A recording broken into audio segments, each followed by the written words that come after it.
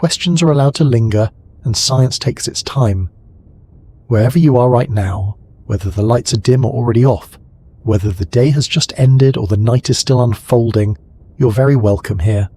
This is a space designed for gentle thinking, for ideas that don't rush you, and for explanations that feel steady rather than demanding. Tonight, we're going to talk about something that sounds simple at first but becomes stranger the longer you sit with it. We're going to talk about emptiness, not the emotional kind, not the feeling you get when you open the fridge and forget why you're there, but the literal emptiness of the universe itself, the vast stretches of space where almost nothing exists, the enormous gaps between stars, between galaxies, between anything that could reasonably be called something. There's a common picture many of us carry around without really examining it. When we think of the universe, we imagine it as busy, crowded, filled with stars in every direction, planets everywhere, maybe life popping up constantly like weeds in a sidewalk crack. Science fiction hasn't helped much with this image. Spaceships dart from system to system, alien civilizations sit just around the corner, and the cosmos feels like a bustling city if you zoom out far enough. But the real universe is nothing like that. In reality, it is astonishingly, almost offensively empty, and there is a reason for that. A reason that isn't just technical or mathematical, but deeply unsettling once you fully understand it. A reason that raises uncomfortable questions about life, survival, and how fragile complex things really are. We'll get there slowly. No rush at all.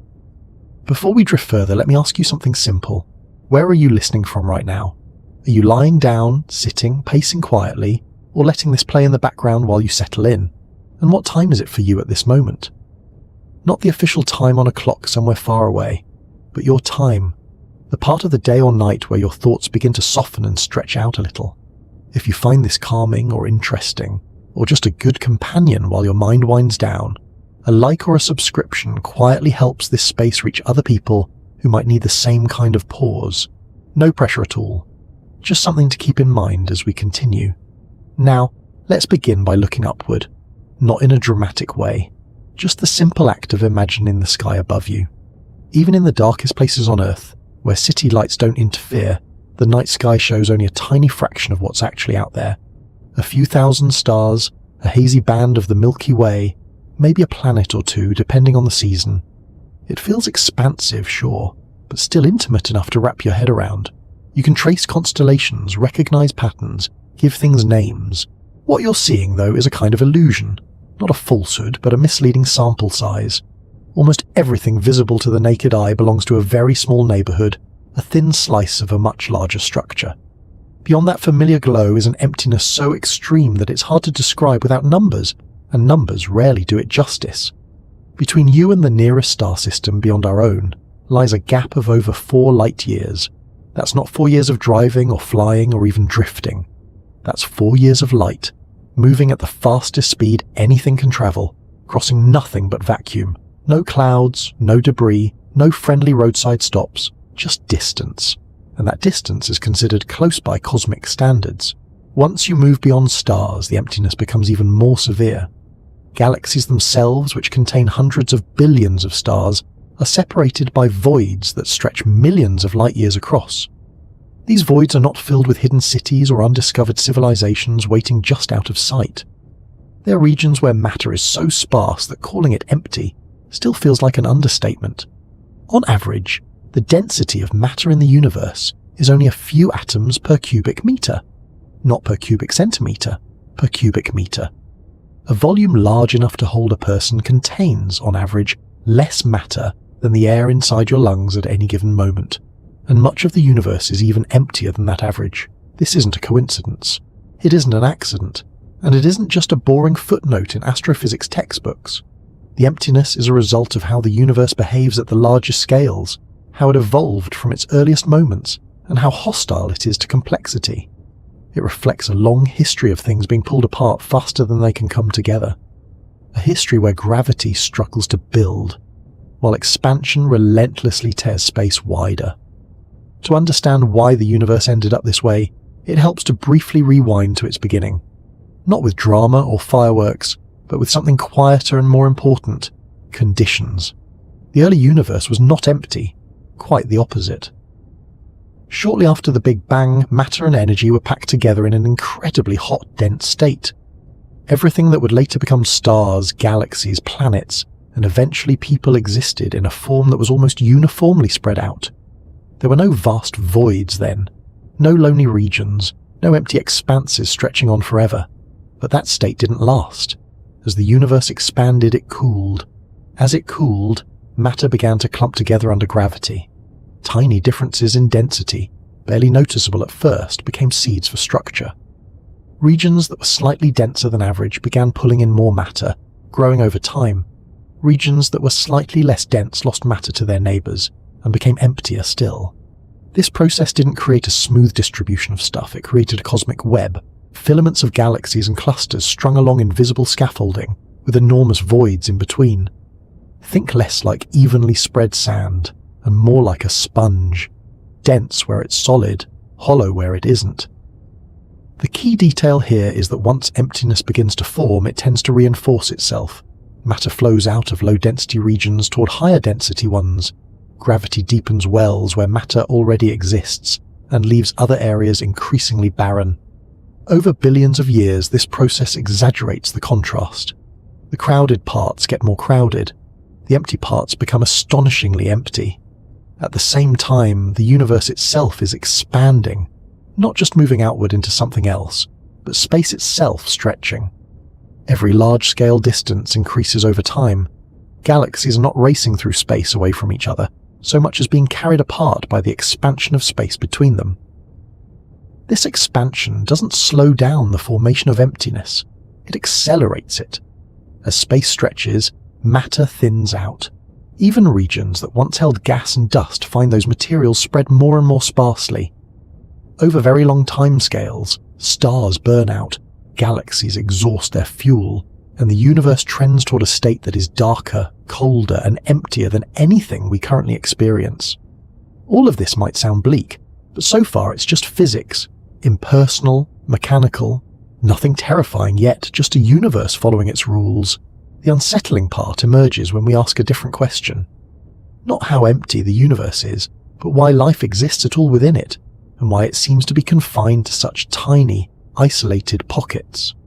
From everything we know about biology, chemistry, and planetary science, life is not easy to start. It requires a very specific set of conditions: stable energy sources, complex chemistry, long periods without catastrophic disruption, a delicate balance between change and stability, too much chaos, and nothing complex survives, too little, and nothing interesting happens. The universe does not naturally favour these conditions.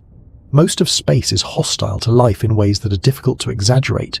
Temperatures near absolute zero, intense radiation, vacuum that tears molecules apart, timescales that dwarf anything biological systems can tolerate. Even within galaxies, most locations are unsuitable. Too close to the center, radiation and gravitational chaos dominate. Too far out, heavy elements become scarce. Habitable environments are rare not because the universe is lazy, but because it is aggressive in its simplicity. It expands, it cools, it smooths things out. Complexity is something that must fight against this trend, locally and temporarily. This leads us to a quiet but profound realization.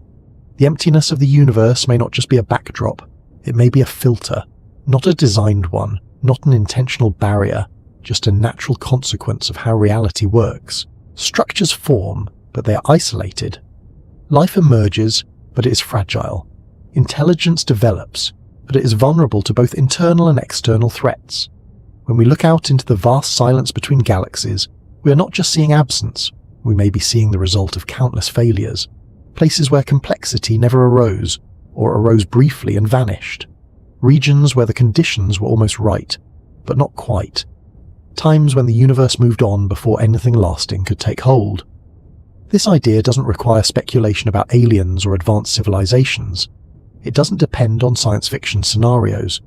It arises naturally from the same processes that shape stars and galaxies: expansion, gravity, entropy, and time. Entropy in particular plays a quiet but relentless role. The universe tends toward disorder, toward spreading energy out evenly. Life is an exception. a temporary reversal, a local pocket where energy flows in structured ways, building and maintaining complexity for a while. But entropy always wins in the end. The emptiness we observe today is not static. It is growing. Voids are expanding. Galaxies are drifting farther apart. In the far future, many regions of the universe will be so isolated that observers within them will see only their local galaxy, surrounded by darkness. The larger universe will effectively disappear from view. From that perspective, the universe doesn't just look empty, it becomes functionally empty. As you sit with this idea, it's worth noticing something subtle. Despite all of this, here you are, thinking, listening, existing in a universe that overwhelmingly favors nothingness.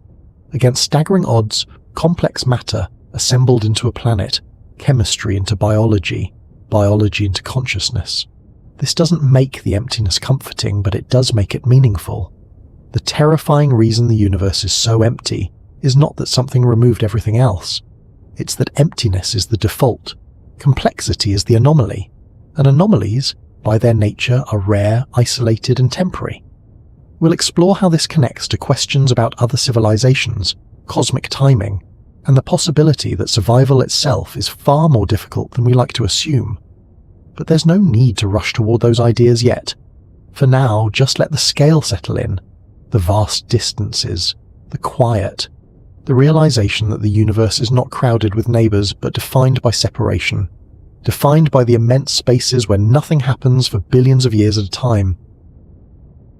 At some point, almost everyone has the same small experience. You step outside at night, maybe without planning to, and you look up.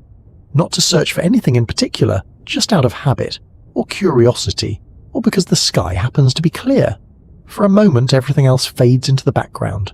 Conversations pause, thoughts slow, your attention lifts away from the ground and settles on what's above you. From Earth, the sky feels generous, dotted with light, alive.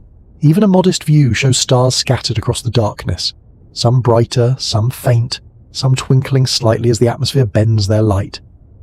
It gives the impression of abundance, as if space is filled with objects, each one close enough to matter, close enough to keep us company. That impression doesn't survive closer inspection.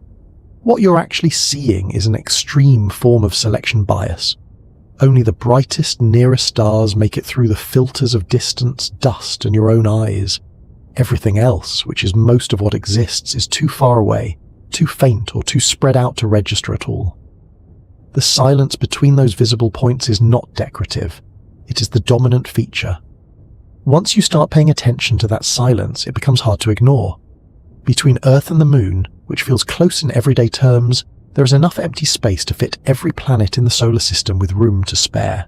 Between Earth and the Sun, a distance we call an astronomical unit, there is almost nothing at all. A few stray particles, the occasional solar wind proton, vast volumes where, if you were to pass through, nothing would touch you. Even within our own solar system, space is not busy. The planets occupy tiny regions compared to the distances separating them. The asteroid belt, often imagined as a crowded obstacle course, is so sparse that spacecraft routinely pass through it, without any risk of collision. On average, asteroids there are hundreds of thousands of kilometers apart. That's still the dense part.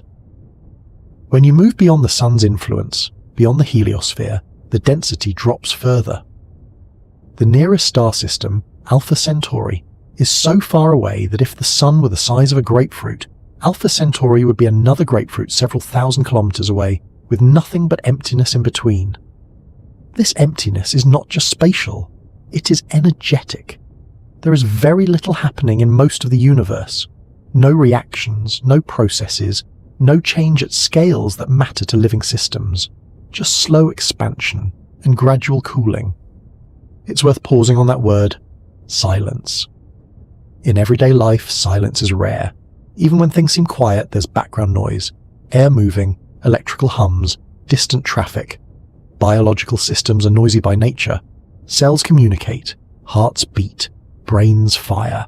Life is full of signals. The universe, by contrast, is mostly mute. There are places where things happen, of course. Stars fuse hydrogen, supernovae explode, black holes consume matter and emit radiation, but these events are localized. tiny sparks in an ocean of stillness, and they are separated by distances so large that their influence often fades long before it reaches another region of activity. This separation is not accidental. It is a consequence of how matter behaves when space itself is expanding. As the universe grows larger, matter does not automatically fill the new space. Gravity works locally, pulling matter together where it already exists, but it does not act fast enough or far enough to keep everything evenly distributed. Once regions become underdense, they tend to stay that way. Matter drains away toward denser regions, leaving behind increasingly empty volumes. Over time, this process exaggerates contrasts. The universe develops structure, but that structure is filamentary. Long strands of galaxies connected like a loose web, surrounding enormous voids where almost nothing remains. These voids are not small gaps. Some are hundreds of millions of light years across. Inside them, galaxy formation is rare. Star formation is minimal. Chemical complexity struggles to gain a foothold. If you were located inside one of these cosmic voids, the night sky would look profoundly different. There might be only a handful of galaxies visible, faint and distant. The sense of isolation would be extreme. The idea that the universe is filled with activity would never even occur to you. From that perspective, emptiness would not feel like a mystery. It would feel like the norm. This brings us to a subtle but important shift in thinking. When we ask why the universe is empty, we often treat emptiness as something that needs explaining, as if fullness is the default and emptiness is the deviation. But physics suggests the opposite. Emptiness is what naturally happens when energy spreads out and matter thins over vast scales. Structure is the exception. To create a star, you need gravity to overcome expansion locally. You need gas to cool, collapse, fragment, and ignite. To create planets, you need heavy elements forged in earlier stars. To create life, you need chemistry complex enough to self-organize and sustain itself over time. Each step requires specific conditions and long periods of relative stability. Most regions never meet those conditions. This is where the silence becomes unsettling rather than just interesting. When we look up and notice the gaps between stars, we're not just seeing physical distance, we're seeing barriers. Not walls or force fields, but practical limits. Limits on communication, limits on travel, limits on influence. Even at the speed of light, messages take years, decades, centuries or longer to cross the distances between stellar systems. For anything slower, like spacecraft or biological organisms, the gaps are effectively impassable with current or foreseeable technology. The energy costs are enormous, the timescales are prohibitive. This means that whatever happens in one pocket of the universe is largely irrelevant to what happens in another. Civilizations, if they exist, are isolated. Life, if it arises, does so alone. Successes and failures do not propagate easily. There is no cosmic neighborhood watch. No shared archive of knowledge drifting conveniently between stars. Each system is on its own. That isolation has consequences. In environments where systems are connected, complexity can spread. Innovations propagate. Failures can be compensated for by external support. In biology, ecosystems thrive on interaction. In human societies, progress depends on exchange. The universe offers none of that by default. If life arises on a planet, it must survive local hazards without help. Stellar flares, asteroid impacts, climate instability, geological upheaval, radiation, timescales that dwarf biological resilience. If it fails, there is no backup copy arriving from elsewhere. The silence between stars ensures that mistakes are permanent. This is part of what makes the emptiness feel ominous. It suggests not just rarity, but fragility. When we imagine a universe teeming with life, we often imagine it as noisy. Signals everywhere, evidence everywhere. But noise requires density. It requires proximity. It requires overlap. A sparse universe suppresses noise. Even if life is common relative to the number of planets, the distances involved ensure that evidence remains hidden. Silence in this sense does not prove absence, but it does amplify vulnerability. Consider how thin the margin is on Earth. Life here depends on a narrow temperature range, liquid water, stable orbits, and a protective magnetic field. Small changes in any of these could render the planet sterile, and yet, From a cosmic perspective, Earth sits in a relatively calm region, not too close to the galactic center, not too far out, not orbiting a volatile star. Even so, extinction events have nearly reset the biosphere multiple times. Now scale that up. Imagine countless planets scattered across the universe, each facing their own local challenges, each isolated by light years of emptiness. Some may develop life, fewer develop complex life, fewer still develop intelligence capable of technology, and at every stage failure is far more likely than success. The silence between stars may be telling us something uncomfortable. Not that life never arises, but that it rarely lasts long enough to matter beyond its immediate surroundings. There is another layer to this silence that's easy to overlook. Time. The universe is not just spatially empty, it is temporally sparse. Events of significance are separated by immense durations. Stars live for millions to billions of years. But intelligent civilizations, if our own history is any guide, may exist for only thousands or tens of thousands of years. That is a blink of an eye compared to cosmic timescales. Two civilizations could arise in the same galaxy and never overlap in time. One could flourish and vanish before the other even begins. From the outside, the galaxy would appear silent throughout. The gaps between stars hide not just distance, but missed connections. When you combine spatial isolation with temporal mismatch, the probability of meaningful contact drops dramatically. Even if the universe produces intelligent life repeatedly, the conditions required for overlap are strict. Same region, same time, sufficient longevity, technological capability, motivation to communicate. The silence we observe may be the natural outcome of these compounded constraints, and this brings us back to the experience of looking up at the night sky. That quiet moment where the stars feel close, but something about the darkness between them feels heavy. Not threatening exactly, but indifferent, unmoved by our attention. The universe does not announce itself. It does not reassure. It does not fill the gaps for our comfort. It leaves space as space, empty, expanding, unconcerned. This can feel unsettling if we expect the universe to be welcoming, but it can also be clarifying. Emptiness simplifies things. It strips away assumptions. It forces us to confront how unusual our situation is. A small planet orbiting a stable star in a region where heavy elements exist, at a time when the universe is still young enough to support complexity. That combination is not guaranteed. It is not widespread. It may be fleeting. The silence between stars is not just a lack of sound or signal. It is a reminder of scale, probability, and isolation. It sets the stage for the deeper question we're moving toward. Not just why the universe is empty, but what that emptiness implies about survival, persistence, and the odds stacked against anything that tries to endure. The first time most people encounter the true scale of emptiness in space, it doesn't come from looking through a telescope or watching a documentary. It comes from a number, a comparison, a realization that lands quietly and then refuses to leave. Up until that moment, space feels big, sure, but still imaginable. After it, the word empty never quite means the same thing again. To get there, we have to strip away intuition, because intuition evolved for forests, plains, and shorelines, not for vacuum stretched across billions of light years. Your brain is excellent at judging distances measured in steps, streets, even continents. It fails badly when the distances grow beyond anything you can experience directly. So let's start somewhere familiar. Picture the room you're in right now. The air around you feels solid enough.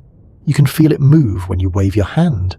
You know it's full of molecules bouncing, colliding, transferring heat and sound.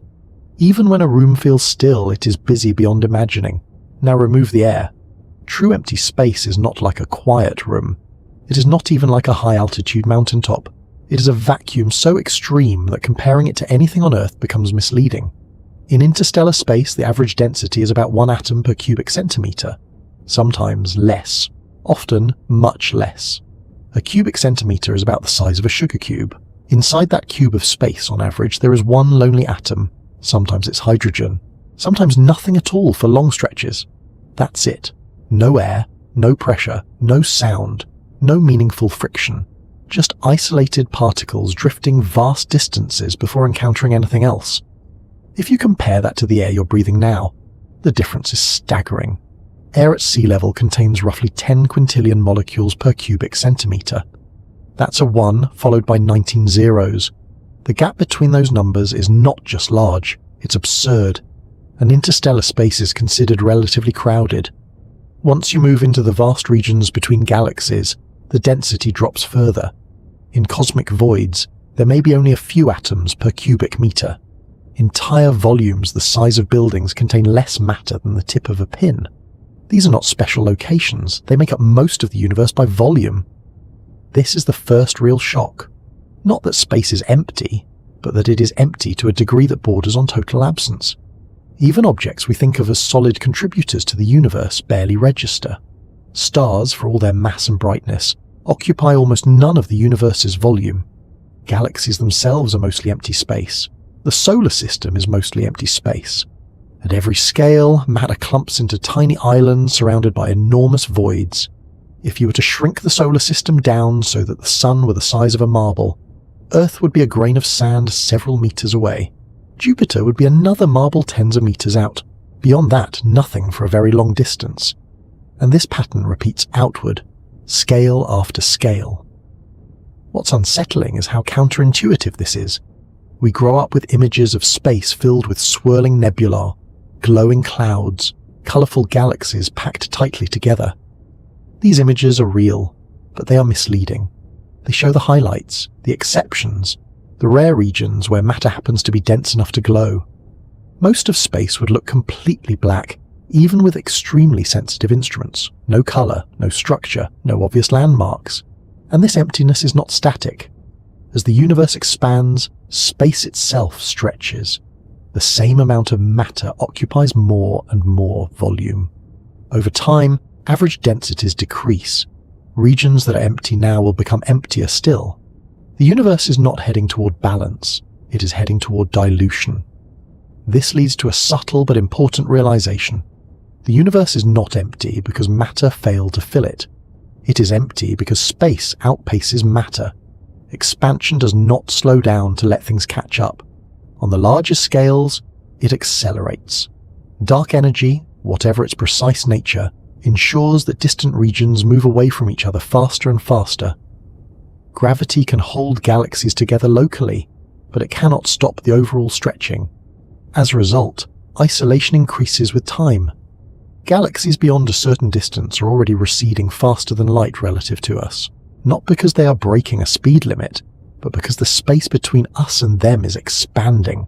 Their light will never reach us. They're gone from our observable universe, not by destruction, but by separation. In the far future, even nearby galaxies will slip away. Observers will see less and less of the cosmos. The universe will appear emptier than it already does. This is the second shock. Emptiness is not just a present condition. It is the direction things are moving. At this point, it's tempting to ask whether emptiness really matters. After all, if matter clumps where it needs to, maybe the empty parts are irrelevant. Maybe life only needs small pockets of activity. Maybe the rest is just unused space. That idea doesn't survive contact with physics. Empty space is not neutral. It shapes everything around it. It determines how forces propagate, how energy spreads, how structures interact. In a dense universe, interactions would be frequent. In a sparse one, they are rare. This affects everything from star formation to chemical enrichment. Heavy elements, the building blocks of planets and life, are forged in stars and distributed through explosions. In a dense environment, those materials would mix efficiently. In our universe, they disperse slowly, unevenly, often missing entire regions entirely. Many galaxies never receive enough heavy elements to form rocky planets. Many star systems form in isolation, with limited chemical diversity. The emptiness acts as a bottleneck, limiting what can form and where. It also affects time. In dense systems, processes happen quickly. Collisions, interactions, feedback loops. In empty systems, everything slows down. Encounters are rare. Change takes longer. Energy dissipates slowly into nothingness. This creates an uneven universe, where some regions evolve rapidly and others barely evolve at all. Life, which depends on a steady but not overwhelming flow of energy and material, finds itself squeezed into narrow windows. Too dense and environments become violent. Too empty and nothing happens. Earth sits in a middle ground that is not common. The shock deepens when you realize that even matter itself is mostly empty. At the atomic level, atoms are almost entirely void. Nuclei occupy tiny regions compared to the space taken up by electron clouds. The solidity you experience is a result of electromagnetic forces, not physical contact. From atoms to solar systems to galaxies, emptiness is the rule. This raises an uncomfortable question. If emptiness dominates at every scale, why does anything complex exist at all? The answer is that complexity is not favoured. It is tolerated briefly under the right conditions. Those conditions arise naturally in some places, but they are unstable and temporary. Stars burn fuel and die. Planetary orbits shift. Radiation accumulates. Entropy increases. Over long timescales, the universe erases structure. Empty space is not passive. It is the end state. Another way to feel the scale of emptiness is to consider probability. Imagine randomly selecting a point in the universe. The chance that it lands inside a star is effectively zero. Inside a planet, even smaller. Inside a living organism, vanishingly small. Almost every random point lies in intergalactic void. From the universe's perspective, life is negligible, not in value, but in presence. This is where the idea of a terrifying reason begins to take shape. The emptiness suggests not just rarity, but indifference. The universe does not arrange itself to maximize complexity or awareness. It expands, it cools, it smooths out differences. Anything that resists that trend must do so locally and temporarily, constantly fighting a losing battle. When we look at the sky and see stars scattered across blackness, we are seeing the survivors of a process that eliminates most structure before it ever begins. Each star represents a region where conditions happen to align long enough for fusion to ignite. Each planet represents an even narrower alignment. Life narrows the odds further. Intelligence narrows them further still. The emptiness is not evidence of design or malice. It is evidence of scale, of a universe where the default state is nothing and something requires explanation. This reframes many familiar questions. Instead of asking why we haven't found others yet, we can ask why anything found us at all. Instead of assuming the universe is crowded and strangely quiet, we can consider that it may be exactly as full as physics allows. Silence in this context is not mysterious. It is expected. As you sit with this, it's normal to feel a sense of distance. Not just physical distance, but conceptual distance. The universe feels less like a place you could explore, and more like a vast process unfolding without reference to observers. That feeling is part of the shock, but it's also a starting point. Because once you accept how empty space really is, you can begin to ask more precise questions. How does structure emerge at all? Why do galaxies form where they do? What role do unseen components like dark matter play in shaping the sparse architecture of the universe? And perhaps most importantly, what does this level of emptiness imply about how fragile our own existence might be? At the very beginning, the universe did not resemble the place we see today. There were no stars scattered across blackness, no galaxies drifting apart, no immense voids swallowing most of reality. Instead, everything was close, uncomfortably close. Matter, energy, radiation, all packed together in a state so hot and dense that the concepts of empty and full barely applied. This is an important starting point, because it overturns a quiet assumption many people carry without realizing it. The universe did not begin empty and slowly fill up. It began crowded, almost uniformly so, and then spent billions of years thinning itself out. Shortly after the Big Bang, the universe was a nearly smooth soup of particles and light. Not smooth in the sense of calm, but smooth in distribution. There were no stars or planets yet, but there also were no vast voids. Everywhere you looked, conditions were almost the same. Temperature, density, energy, all varied only slightly from place to place. Those slight variations mattered more than anything that followed. Tiny differences in density, far too small to notice without sensitive measurements, acted as seeds. Regions that were just a little denser than average exerted slightly more gravitational pull. Over time, those regions began attracting more matter. Not quickly, not dramatically, just enough to start a feedback loop. Gravity is patient. As the universe expanded and cooled, These denser regions grew denser still, while slightly emptier regions lost matter and became emptier. This process did not create neat, evenly spaced objects. It created contrast, peaks and valleys, areas where matter collected and areas where it drained away. Over hundreds of millions of years, this slow imbalance produced the first large-scale structures. Gas clouds collapsed into the first stars. Stars grouped into primitive galaxies. Those galaxies began clustering along invisible scaffolding, defined largely by dark matter, forming filaments and nodes. At this stage, the universe was still comparatively busy. Star formation rates were high. Collisions between galaxies were common. Gas was abundant. Heavy elements were being forged and scattered at an accelerating pace. From a distance, this era would have looked energetic, active, almost chaotic. But it did not last. As time moved forward, several trends began working against complexity. Expansion continued, stretching space and reducing average density. Gas supplies were gradually locked up in stars or expelled by violent events. Radiation from early generations of stars altered surrounding environments, making some regions less hospitable to further star formation. The universe was not settling into equilibrium, it was transitioning. Galaxies continued to grow, but their growth slowed. Star formation peaked and then began to decline. Regions that missed the early wave of structure formation found themselves at a disadvantage. Without enough mass early on, they could not compete gravitationally. Matter flowed away from them toward denser regions, leaving behind growing voids.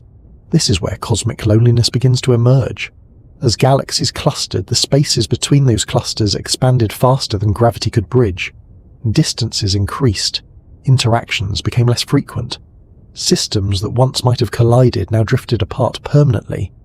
The universe was not just expanding, it was separating. Over time, this separation became self-reinforcing.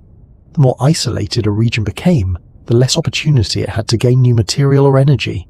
Star formation dwindled, chemical enrichment slowed. The chances of complex structures arising dropped sharply. Loneliness, in this sense, is not emotional. It is statistical. The universe moved from a state where matter was everywhere to a state where matter was confined to fewer and fewer places. Those places became islands, surrounded by expanding oceans of emptiness, and this process continues today. When astronomers observe distant galaxies, they are looking back in time. Light from those objects left when the universe was younger, denser, and more active. Compared to the present, the early universe was brighter, more crowded, and more productive. Stars formed faster. Galaxies interacted more often. The cosmic web was tighter. As time passed, the web stretched. Filaments thinned. Nodes grew more isolated. Eventually, even galaxies within the same cluster will lose contact with each other. Expansion will carry them apart beyond communication.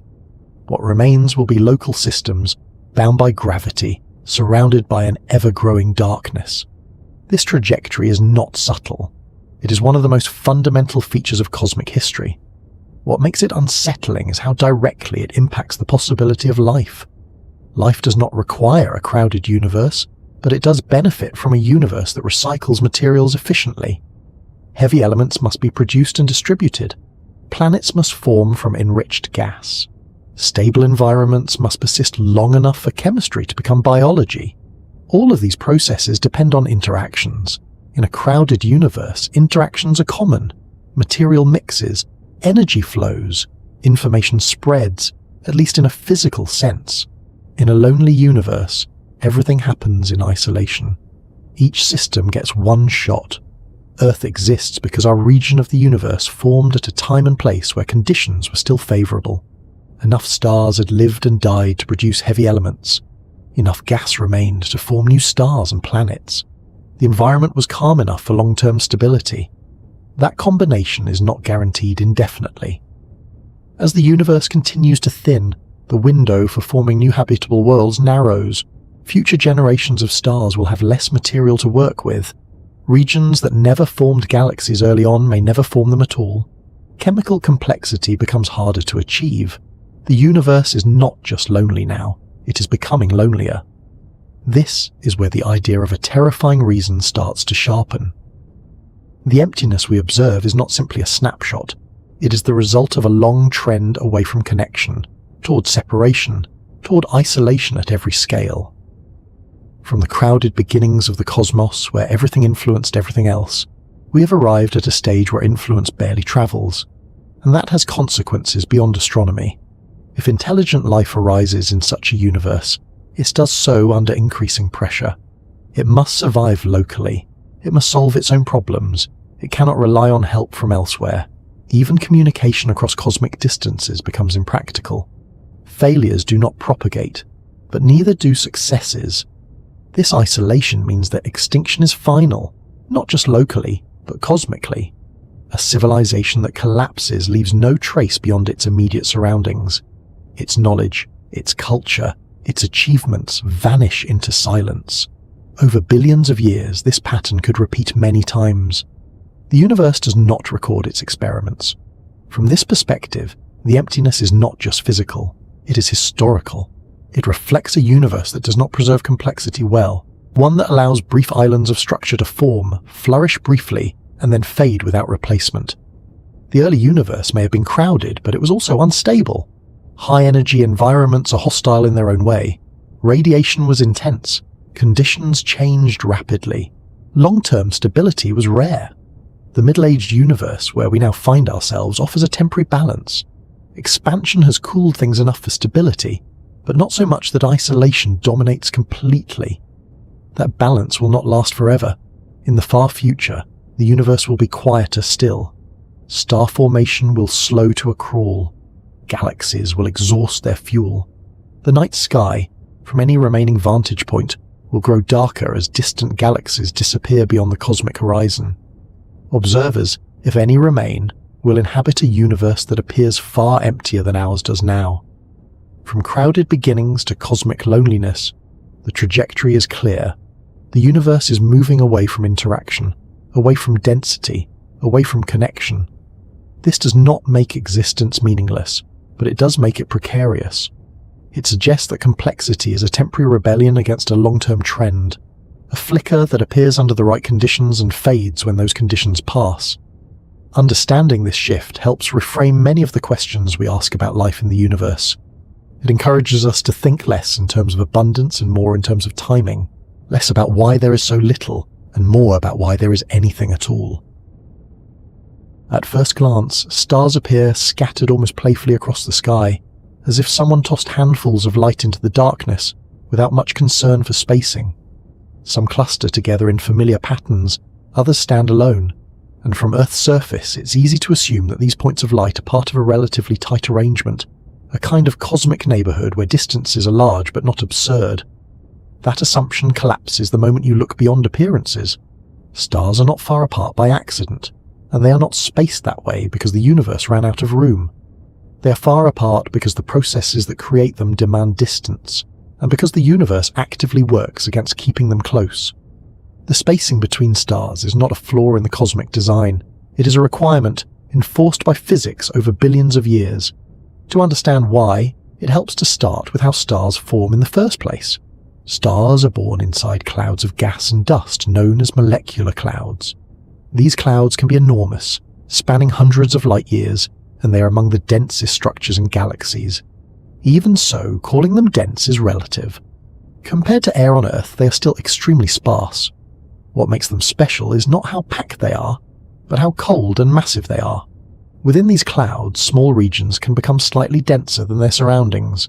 If a region gathers enough mass, gravity begins to pull it inward. As it collapses, it heats up. Eventually, if conditions are right, nuclear fusion ignites in the core and a star is born. This process is slow and inefficient. Most of the material in a molecular cloud never becomes part of a star. It remains gas, gets blown away by radiation, or drifts off into interstellar space. Only a small fraction ends up locked inside stellar cores, and crucially, stars do not form arbitrarily close together. As soon as a star ignites, it begins to affect its surroundings. Radiation pours out. Stellar winds push gas away. If the star is massive, it may emit intense ultraviolet light that ionizes nearby material, heating it and preventing further collapse. In effect, each newborn star clears out a region around itself. This creates a natural spacing mechanism. When one star forms, it suppresses the formation of nearby stars for a time. In dense regions, this leads to clusters, but even there, stars maintain significant distances from one another. In less dense regions, it leads to isolation. The available gas gets used up or dispersed before another star can form nearby. Over time, this feedback ensures that stars are never packed together tightly on average. Now add another layer: motion. Stars are not stationary. Once they form, they orbit the center of their galaxy. They move relative to one another. Over millions and billions of years, these motions stretch out initial groupings. Star clusters disperse, associations dissolve, individual stars drift into new orbits, separated by ever-increasing distances.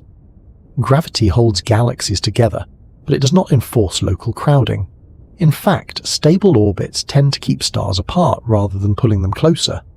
In our region of the Milky Way, the average distance between stars is several light-years. That means that even the closest neighboring stars are so far away that light itself takes years to travel between them. Any slower signal, or any physical object, would take vastly longer. This distance is not unusual. It is typical. From the universe's perspective, stars are rare events. They are luminous, massive, and important, but they occupy almost none of the available space. The volume of a galaxy is dominated not by stars but by emptiness. This leads to a natural question. Why didn't gravity pull everything closer together? Why didn't the early universe collapse into dense clusters everywhere? The answer lies in balance. Gravity is strong locally, but it is slow to act over large distances. Expansion, on the other hand, operates everywhere at once. In the early universe, expansion was rapid. Matter had limited time to clump before space stretched further. Only regions that started slightly denser than average could overcome this expansion locally. Everywhere else, matter thinned out. Even in regions where stars formed, gravity never fully won. It only carved out islands. These islands did not merge into continents. Another factor is angular momentum. Gas clouds rotate, even if only slightly. As they collapse, that rotation speeds up, flattening material into disks and preventing everything from falling straight inward. Angular momentum acts as a barrier, limiting how compact structures can become.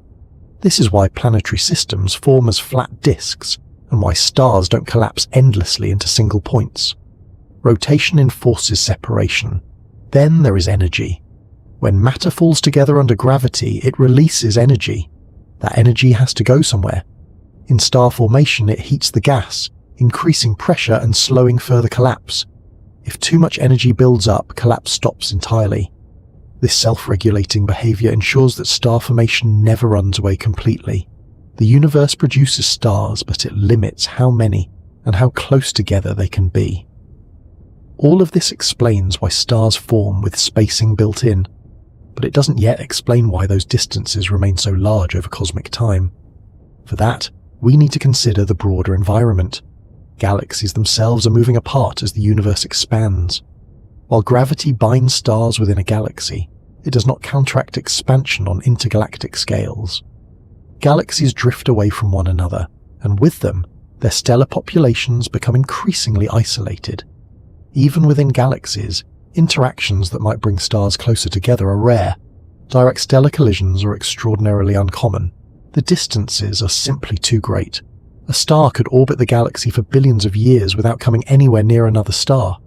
This has an important implication. The universe is not built for interaction at the scale of stars.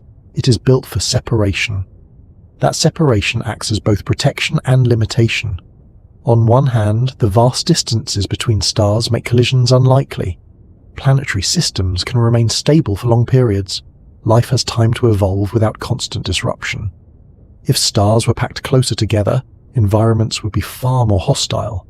Radiation levels would be higher. Gravitational disturbances would be frequent. Orbits would be unstable. In that sense, distance is a feature, not a bug. On the other hand, that same distance makes cooperation impossible. It prevents easy exchange of material and information. It isolates systems from one another. Whatever happens around one star has almost no effect on its neighbors. For life, this is a double-edged situation. Life requires stability, but it also benefits from diversity and exchange. On Earth, ecosystems thrive on interaction. Species migrate, genes mix, resources flow. Isolation tends to reduce resilience. At the cosmic scale, isolation is extreme. If life arises around a star, it does so alone. If it develops technology, it develops it without outside input. If it fails, there is no rescue. If it succeeds, there is no audience. The distances between stars ensure that civilizations, even if common, are effectively quarantined from one another. This begins to hint at the darker interpretation of emptiness. Stars are far apart not because the universe wanted room to breathe, but because the processes that create structure cannot overcome expansion, energy feedback, and angular momentum at large scales. The universe allows complexity only in diluted form. It builds sparks, not fires. There is another aspect worth considering. Time again. Stars have lifespans measured in millions to billions of years. Civilizations, as far as we know, do not. The overlap between technological societies around different stars would require not just proximity, but timing.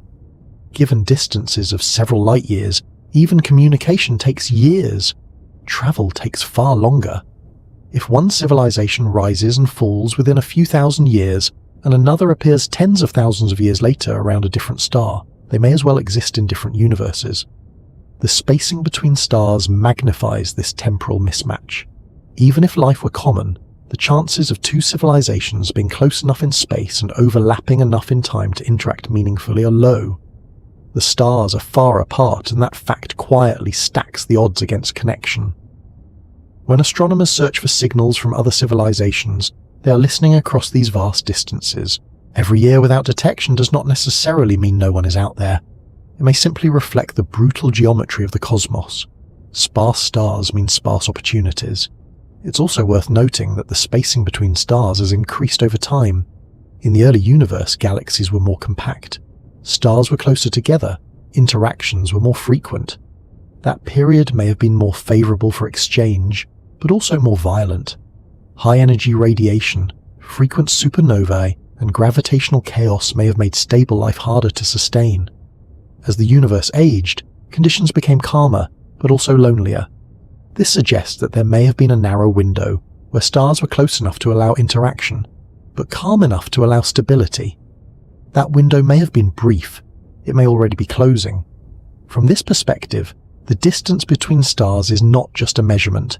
It is a constraint, a quiet rule that shapes everything that follows.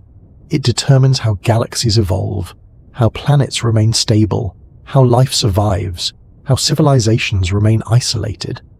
When you look up at the night sky and see stars scattered across darkness, you're seeing the result of countless physical processes conspiring to keep things apart. Gravity builds locally, expansion stretches globally, energy and motion regulate collapse, time amplifies separation. The universe does not clump generously, it rations structure. This is not terrifying in a dramatic sense.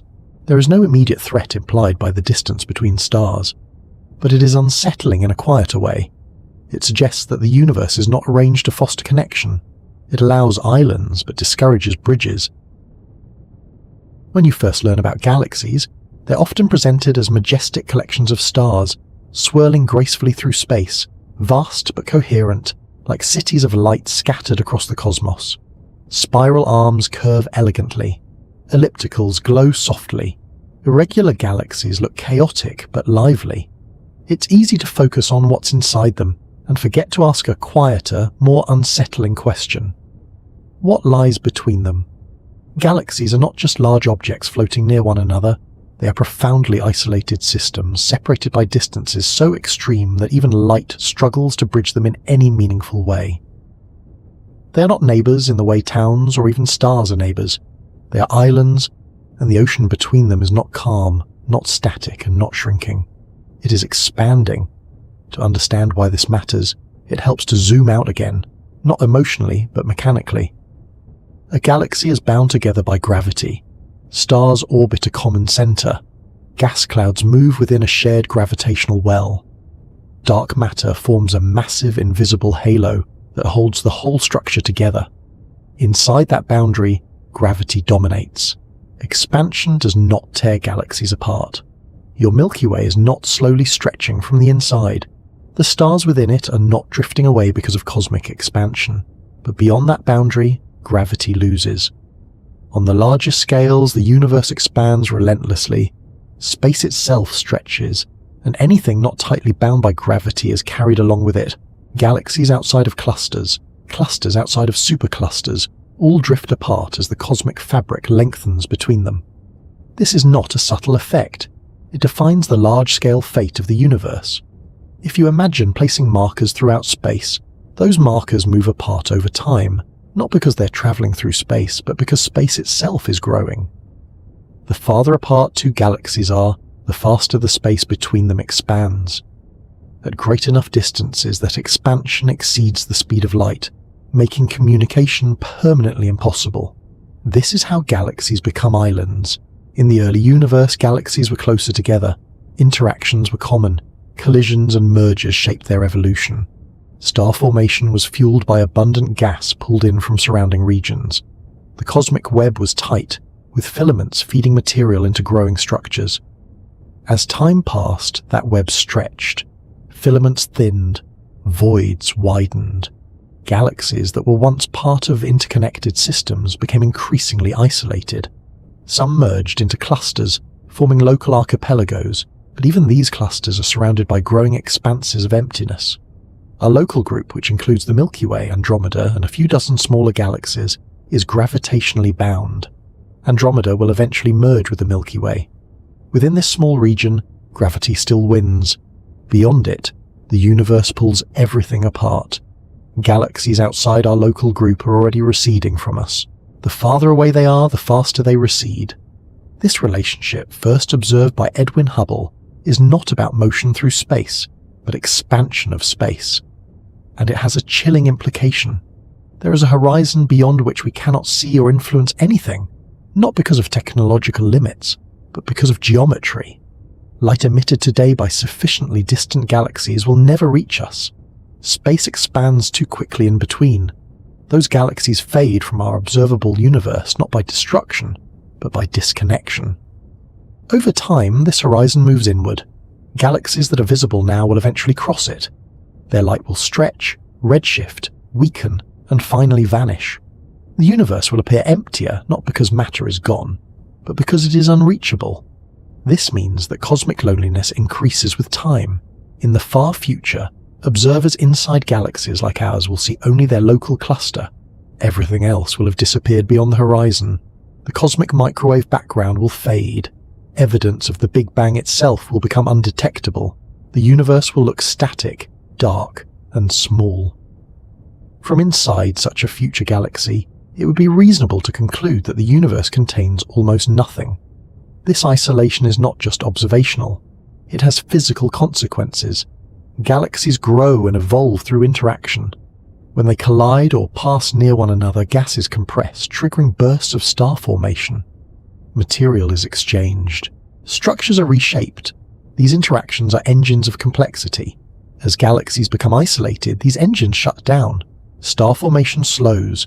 Gas supplies are exhausted or heated. Without fresh material flowing in from the cosmic web, galaxies age. Their stellar populations grow older. Bright, massive stars die off. What remains are long-lived, dim stars and stellar remnants. Elliptical galaxies, often found in dense clusters, are examples of this end state. They contain old stars, little gas, and minimal ongoing star formation. They are quiet systems, no longer building much of anything new. Isolation accelerates this quieting. This is one reason the emptiness of the universe feels unsettling. It is not just empty now. It is becoming quieter, less productive, less dynamic. From the perspective of life, this matters deeply. Life depends on stars, but it also depends on generations of stars. Heavy elements like carbon, oxygen, nitrogen, and iron are forged in stellar cores and distributed through supernovae and stellar winds. These elements must mix into new star-forming regions to create rocky planets and complex chemistry. In a connected universe, this recycling happens efficiently. In an isolated one, it becomes patchy. Some galaxies may never receive enough heavy elements to form Earth-like planets. Others may form them only early on. Over time, the raw materials for life become locked away in dead stars and compact remnants. The expanding sea between galaxies acts like a barrier to enrichment. This introduces a quiet filter on habitability. Not all galaxies are equally capable of supporting life, and that capability changes over time. The longer a galaxy remains isolated, the less likely it is to host new habitable worlds. Even within galaxies that do host life, the island nature of galaxies imposes limits on survival beyond local scales. If a catastrophic event wipes out life in one galaxy, there is no replenishment from elsewhere, no migration of biology across intergalactic space. The distances are too vast, the timescales too long. Life either persists locally or it ends entirely. This applies equally to intelligent life. Civilizations, if they arise, are confined to their galactic islands. Even if they master interstellar travel within a galaxy, intergalactic travel remains an almost insurmountable challenge. The energy required is staggering. The journey times extend far beyond biological lifespans. The target itself may be receding faster than any ship could follow. This means that the universe is not a single connected arena where progress accumulates. It is a collection of isolated experiments, each running independently, each unaware of the others. Failures do not inform successes. Successes do not spread. From a certain angle, this makes the universe feel wasteful. So much space, so much time, so little interaction. But from a physical standpoint, it is simply how expansion works. Dark energy, whatever its underlying nature, ensures that the expansion of the universe accelerates. This acceleration overwhelms gravity on large scales. Structures that are not already bound drift apart forever. Galaxies are the largest stable units. Everything larger dissolves into separation. This realization reframes the emptiness we see. It is not just the absence of matter. It is the consequence of a universe that prioritizes expansion over cohesion. When we say galaxies are islands, we're not using a metaphor loosely. The comparison is precise. Islands are defined not just by what they contain, but by what separates them. The sea limits travel. It limits exchange. It enforces independence. The cosmic sea does the same, but more effectively. There is no intergalactic equivalent of trade winds or currents that ease passage. There is only expansion, pulling everything farther apart. Even information struggles. Signals weaken. Delays grow. Eventually silence becomes permanent. This has a subtle psychological effect when you really let it sink in. It means that the universe does not feel crowded once you understand it.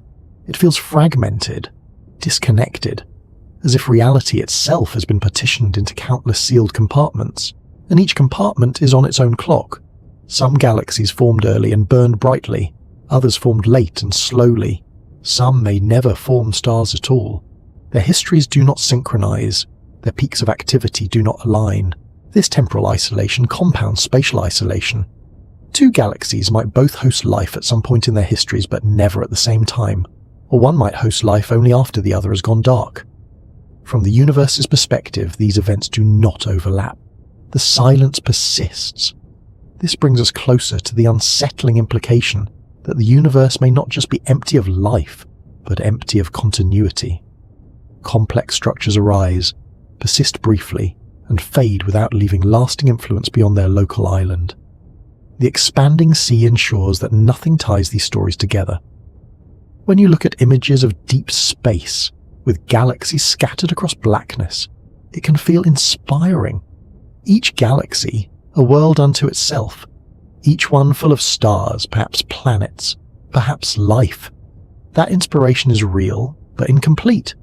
What those images also show, if you look long enough, is separation, the overwhelming dominance of darkness.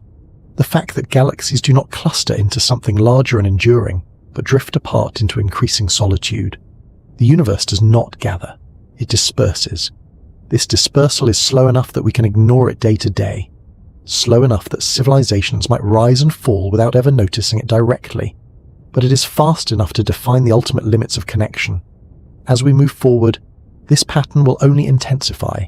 The sea will widen, the islands will shrink in relevance, The universe will trend toward a state where each remaining structure exists in practical isolation, surrounded by darkness that grows deeper with time. Understanding galaxies as islands is not meant to diminish their beauty. It is meant to clarify their role. They are refugees of structure in a universe that increasingly favors emptiness. For most of human history, space was imagined as a static stage. Stars moved across it, planets traced paths through it, but the stage itself was assumed to be fixed, unmoving, eternal. Even when astronomers began to understand the immense scale of the universe, the underlying assumption lingered quietly in the background. Space was just there, waiting patiently while things happened inside it. That assumption turned out to be wrong in a fundamental way.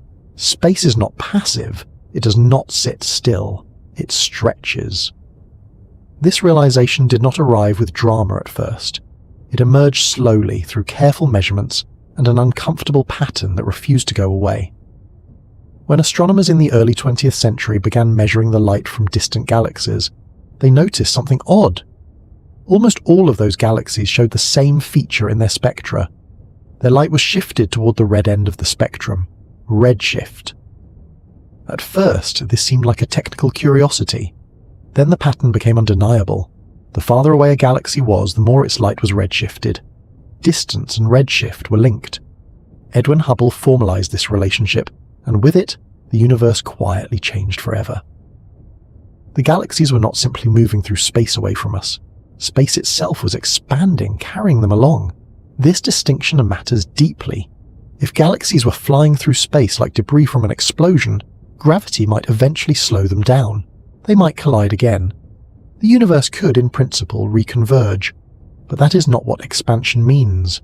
Expansion means that the distance between objects increases, even if the objects themselves are not moving locally. Imagine dots drawn on the surface of a balloon. As the balloon inflates, the dots move farther apart, even though none of them is actively crawling away from the others. The surface itself is stretching. That is what space does. Once this idea is accepted, the growing emptiness of the universe stops being a mystery and starts looking inevitable.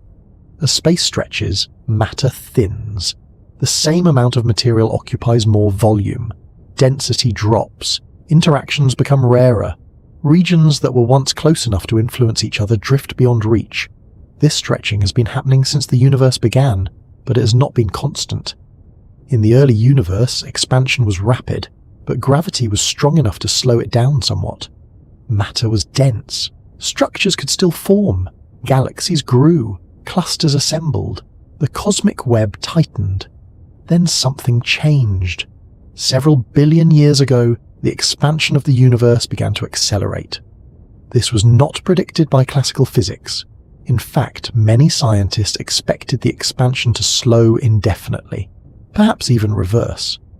Instead, careful observations of distant supernovae revealed that galaxies were not just receding, but receding faster than expected. The expansion rate was increasing. The cause of this acceleration was given a name that reflects our ignorance rather than our understanding: